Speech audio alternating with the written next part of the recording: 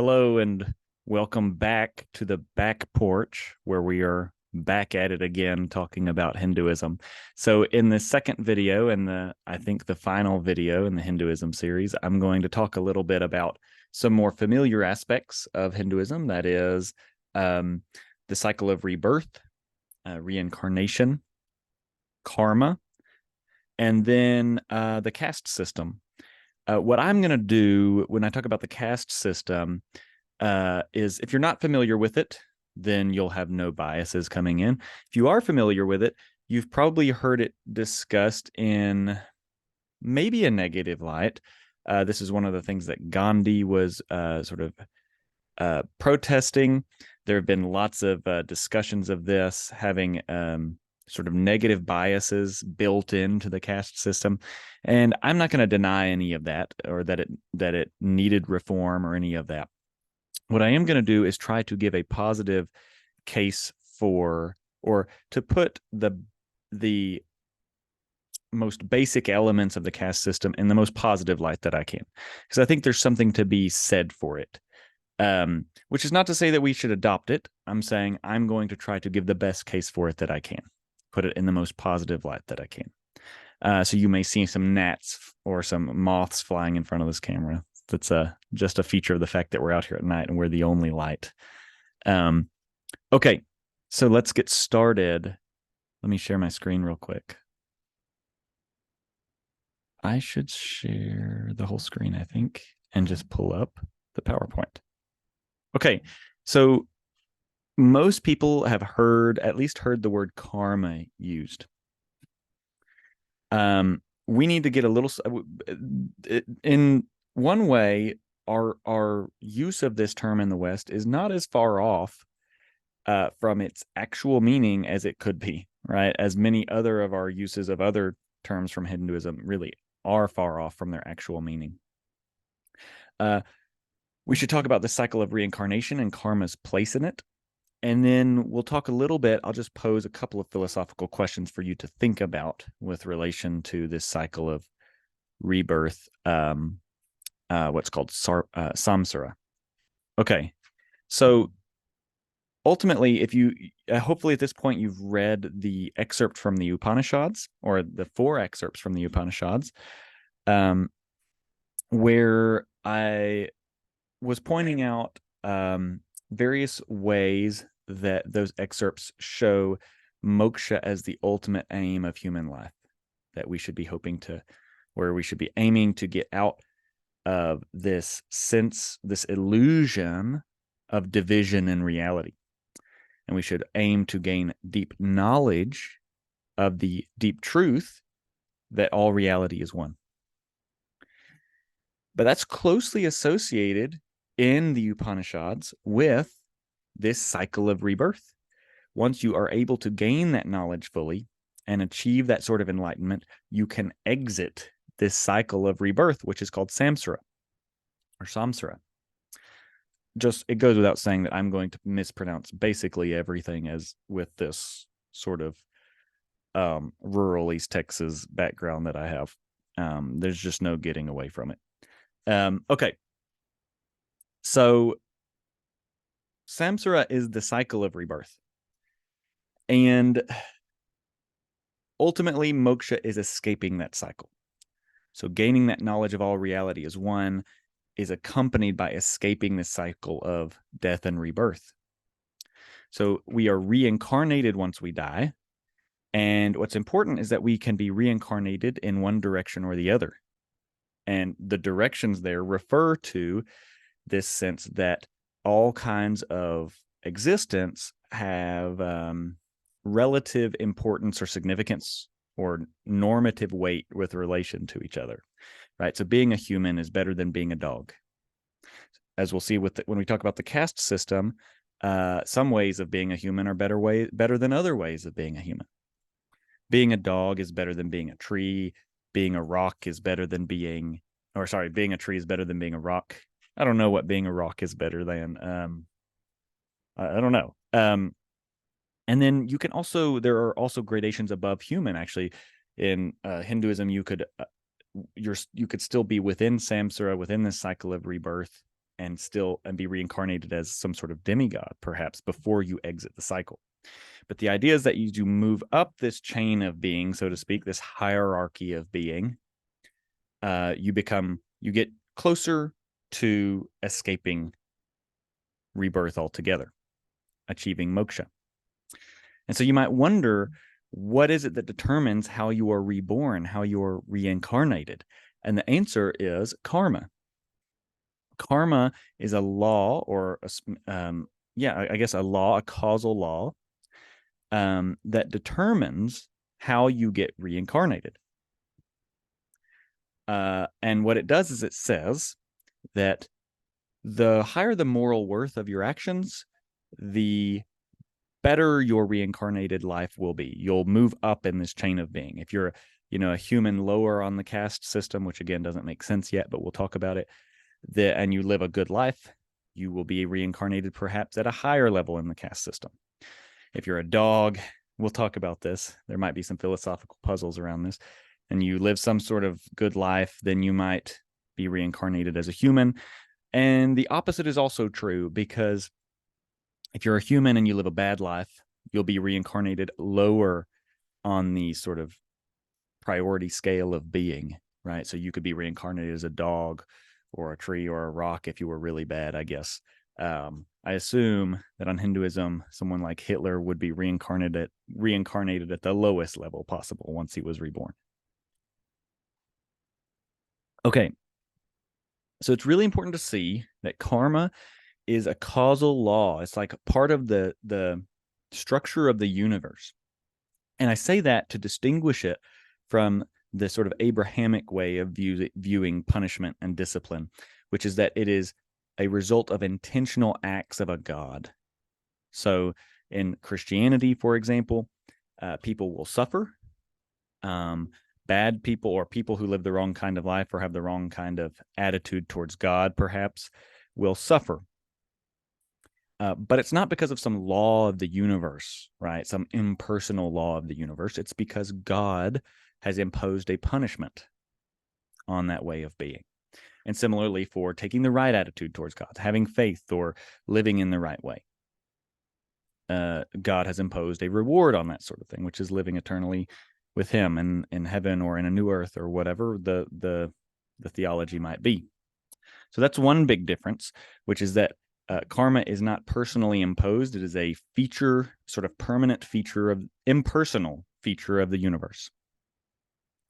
A second distinction is that it is temporary. So the punishment that you receive, or the reward that you receive as a result of your karma, gets played out eventually, right? So you live a bad life, you get reincarnated at a lower caste.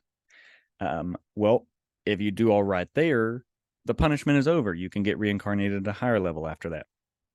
Whereas in many Abrahamic faiths, the punishment is eternal. The reward is eternal. Those are some ways of distinguishing karma from other ways that you might think of punishment and reward.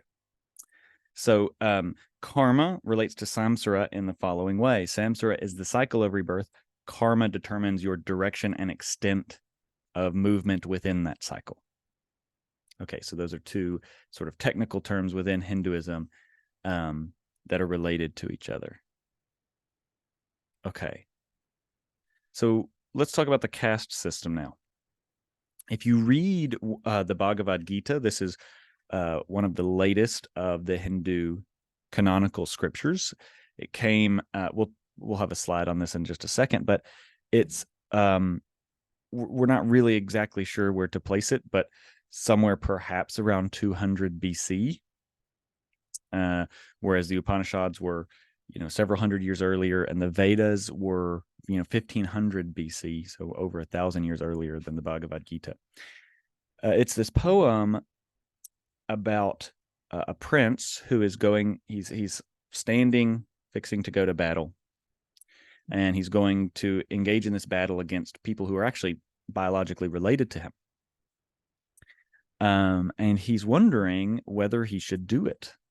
It seems wrong, I assume, because they're related to him especially, right? And he's wondering whether this is the right or the wrong thing to do. So it turns out that his charioteer is Krishna, who is the avatar or the incarnation of Vishnu, who is the Hindu god of preservation. So he's the Bhagavad Gita is the record of their conversation as they talk about, I guess, primarily, or at least to start with, whether Arjuna, the prince, is doing the right thing. And then they talk about lots of other related and even less related subjects. But in it, you get this sense of, I'll have you, you can go and read this and see some evidence that is that Krishna and the Bhagavad Gita in general are thinking of life and society in a way kind of distinct from a typical Western way of thinking of it. What you get from that poem, sort of epic poem, is the sense that there are different paths in life, and what you ought to do depends on your path in life, or your yoga, for example. Okay, so this is sort of the seed of the idea of the caste system. At the base, at the bottom of the caste system, is this idea that there are different stations in life, different roles, perhaps, so to speak, and that those roles are associated with different duties and perhaps even different characteristics that you should have if you fall within that role or within that social class. And that perhaps even society will work best with social roles divided in this way. You can see a big parallel here with perhaps Plato's Republic. Plato argues that there are these three classes in the ideal state, that is the ideal nation, political nation, that there should be sort of philosopher kings at the top, guiding everything, making laws. There should be a warrior class, and then there should be a business class. I guess what would here be the Vaishyas, again, totally mispronouncing that, the merchants in English. Let's just stick to the English for my own sake. And what's interesting is the idea that each of those social classes has a different set of traits and responsibilities. Okay. And in fact, we're extrapolating a little bit here, but you could imagine how not only are there traits appropriate to each class, but actually a trait that might be good for one class could actually be bad for someone in another class to have. Right. So imagine, just for example, in Plato's case, or even in the Hindu caste system, a warrior versus a businessman, and then consider the trait of sort of violence of action in a literal sense, right? Willingness to do violence.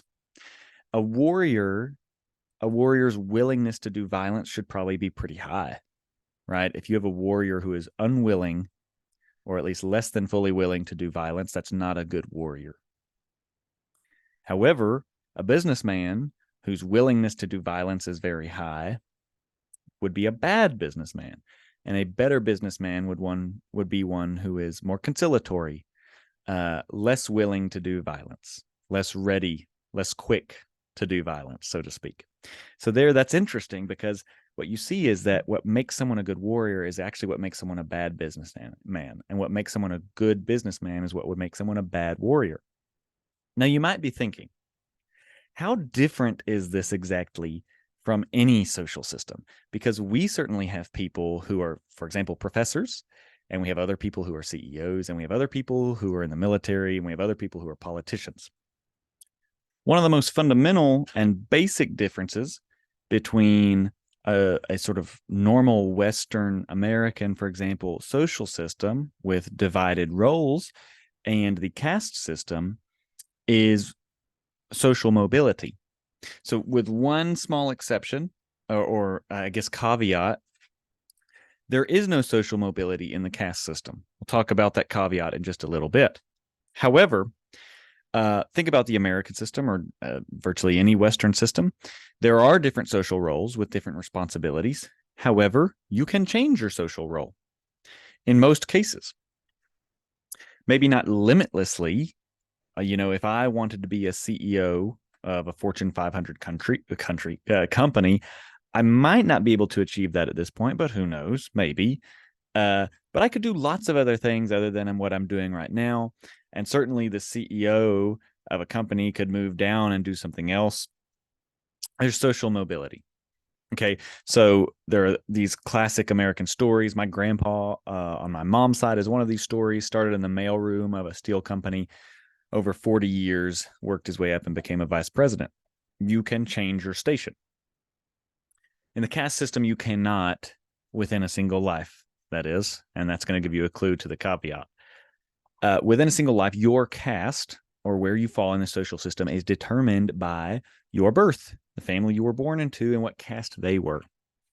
Okay, so if you're born as a peasant or a merchant, you're going to stay peasant or a merchant. The caveat is that you can improve your social role, or I guess go down the spectrum in your reincarnation. So you die if you lived a good life as a peasant. Maybe you're reborn a merchant, okay, or a warrior or a Brahmin, okay. So these things are ordered from the top down. A Brahmin is better than a warrior better than a merchant better than peasant better than an untouchable. And where you fall in this determines not only your status, but also your role and your duties in society. Okay, so the untouchables, for example, kind of most famous caste, perform the worst sort of the worst kinds of work, the work that make people impure, right? Lower order work, as this puts it. I'll give you one more metaphor. I gave you the sorry, not metaphor, but parallel. Gave you the parallel of Plato's Republic. I'll give you a second one because it lines up so well with this metaphor of the body, the human body. Paul, the apostle, the Christian saint in some church traditions, who wrote a huge portion of the New Testament, at one point compares the Christian church and the roles within that church to a human body, just like this. And he says, the feet shouldn't be jealous of the hands, and the hands shouldn't try to take over the role of the mouth, etc. So there's another parallel here, that there are different roles for people. They do different things. They should have different characteristics depending on the role, and they shouldn't try to usurp the characteristics or the duties of other roles. And so Paul also thinks that this community works best when people are divided according to their role. Now, Paul might not have thought that there was no social mobility, or that is, he might have thought that you could change your role. It's hard to say, but so I'm not saying he agreed with every aspect of the caste system, but it's another parallel. So this would be a good time to talk about some sort of philosophical puzzles around samsara, karma, slightly touching on the caste system, but really mostly outside of the caste system. So let's pop back to talk about karma and samsara. So there's some not problems, but puzzles here, things to think about. I'll just put these seeds in your mind. You can kind of wonder about them. So one issue is karma. The way karma works is how good of a life or bad of a life you live determines the direction and extent of your rebirth. Okay. And that makes sense when we think about a human life. So if you look at the caste system, living a good life as a peasant, doing what peasants are supposed to do, could lead you to be reborn as a merchant. And in that way, there is some weird social mobility. However, remember that you're not just reborn as human. You can be reborn. You can live a life as a dog, as a tree, as a rock. Okay. And now here's a question. How does one live a good or a bad life as at least some of those things? Okay. So you might be able to see it with a dog. There are good dogs and bad dogs, although you might worry that the dogs are not really responsible for their actions in the way that humans are. So maybe it would make sense for humans to be judged worthy of being born at a higher caste or something, because they made good decisions that they freely made and were responsible for in a lower caste. But is the dog really responsible for its decisions in a way that we could say that the dog's decisions have some moral worth? They were really morally worthy, like praiseworthy, right? Or blameworthy. So already we've got problems at the dog level, and it only gets worse, because then you got to ask yourself, all right, well, what would it look like to be a good tree, right? Or to be a bad tree? And again, it's not that we can't talk about good trees or bad trees. I could talk about good trees and bad trees, and we could look back at my yard if it were light, and I could point out some trees that I think are good and some trees that I think are bad. But again, it's not because they've done something that I think is praiseworthy, right? That they're responsible for or blameworthy for. If a tree drops a limb on your car, you might say that's a bad tree. It's very, it's always dropping limbs. But you're not going to be like, that tree is just, I just think it's a totally irresponsible tree and it's making lots of bad decisions in its life. You wouldn't say that. And so it's hard to see how that could have the same sort of effect on your karma as, for example, choosing to, as a human, make bad decisions like stealing or lying or murdering or something like that. All right. And it only, again, rocks and inanimate or non-living things in general, it only gets worse, right? Because then it's really hard to say what's a good or a bad thing of its type. Okay, so that's one philosophical issue to sort of think about with this sort of thing. We could also talk about the bad effects of the caste system, but we won't really dwell on that. You could definitely take this in bad ways. You could discriminate based on caste, and you could even think about the ways that this is sort of inconsistent with other tenets of Hinduism. If all reality is one and all people are in some sense the same, there's no division between people. There's not even really people. There's just all of reality, and any division in that reality is an illusion. What sense does it make to distinguish between people in terms of some being better than others, right? Of course, you could make an argument for it. You could say, just as it makes sense to talk in terms of there being distinctions, the mug is distinct. We want to be able to talk about the mug, for example, or the flashlight or the mouse as distinct things. We have to be able to talk about them, and it's useful, even though in reality, at bottom, they don't exist as separate entities. Maybe similarly, it's somehow useful to be able to talk about different classes of people, even though there's no such thing really as different people at bottom. Okay. So, all right. So that's the caste system. A second, just really quickly, I said one big difference between a normal society with different roles, a normal Western society with different roles, and the caste system is social mobility. There are other differences too, because the caste system is really importantly, it determines your fundamental duties in life. That is your caste. And that's kind of different from simply sort of the division of labor in the workplace, right? So yes, I might have different workplace duties than a CEO, and there might be different sort of characteristics I, as a college professor, should have that, for example, a army officer might not have, right? I might need to be friendlier, for example. I don't know. I might need to be more articulate, perhaps. I don't know.